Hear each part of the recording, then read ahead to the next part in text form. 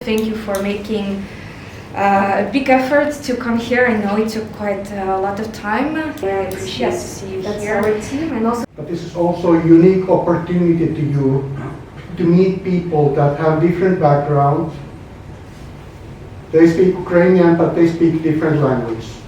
They speak politics, they speak culture, they speak technology.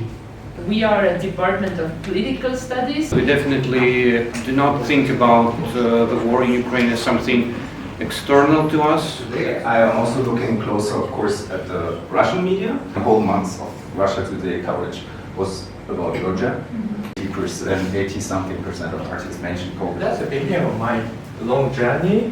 Why they speak a lot about what is happening in Ukraine from the viewpoint of Moscow? And there are questions why Western media, or let's say Western scholars, often fall for this Russian propaganda. First, the Russia-centered ontology. This is Russia-centrism. I will then talk about the state of affairs in popular music particularly. Even prior to the war, there were around 24,000 temporary residents in Ukraine. And this doesn't sound huge, but we have to keep in mind perspective that Estonia is quite a small country, so these numbers are quite significant.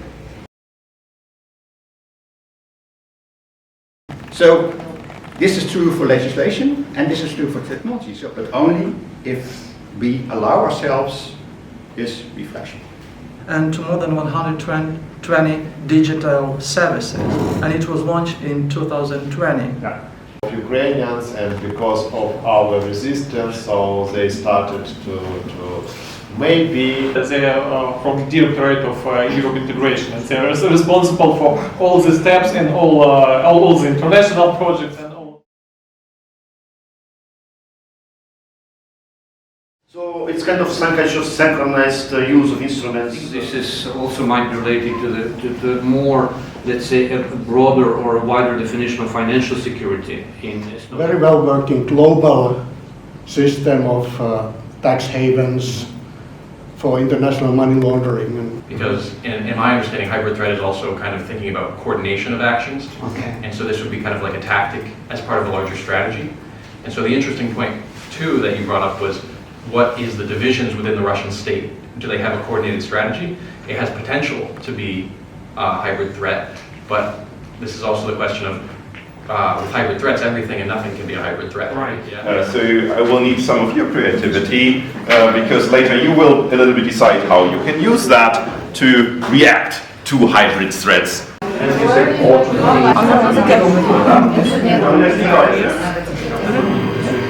Yeah, exactly. Programmers and a fellow programmer here. Somebody who slice it in Cura or in Usa. If you want a 3D printing file, you find some trim. You just say, no, it doesn't need to be that wide. Professor Ash is also the university's professor of European Studies since Estonia joined European Union 19 years ago, so I hope a little bit about the transformation and the journey is also part of that story. Homeland, which indeed is in a way a compliment to my former doctoral student Timothy Snyder's book Bloodlands, because fortunately it tells a story about how we went from Bloodlands to Homelands. So that takes me to where I begin my lecture, which is the way in which we have gone all the way back from 1945 to the largest war in Europe since 1945. On the EU, and I asked how many people in this class of 25 people were born before 2004, and I think 2 hands went up. I would identify 3 things. Firstly, what I would call a historiosophical mistake. Secondly, hubris. And thirdly, a failure to learn one rather clear lesson of history. Let's imagine that the war is over. Of course, Ukraine win because of the help of our friends, and we say thank you to everyone who helps us, who support us. And my question is following. What is your pieces of advice to EU? How to develop new policy towards Russia? What to do with Russia? But what we can influence is the external environment around Russia. So, security guarantees for Ukraine, Moldova, Georgia, the agenda of enlargement. And we create the conditions in which, at some point, desirable political change comes in Russia. Тут в Дельті математика, статистика, комп'ютер сайенс, економіка і є трошечки інститут технологій. Вони люблять будувати роботів, ті роботи ходять по коридорах, намагаються відкрити двері, нічого в них не виходить, але це все виглядає дуже класно, всі з ними фоткаються і все дуже всім подобається. Так, наші соти, така гордість, ми тут намагаємося зробити. Для студентів безкоштовно? Так, звичайно.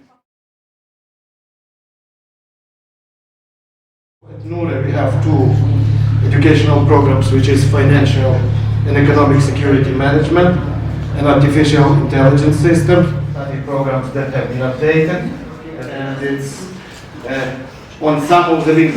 This document, this methodology includes following parts. We have general approaches, lectures, seminars, workshops, and master classes. My presentation is devoted to the period of dissemination between October 2022 and May 2023. Conferences, scientific and other events, publication and cooperation. Responsible partners are NURE and University of Tartu. All these deliverables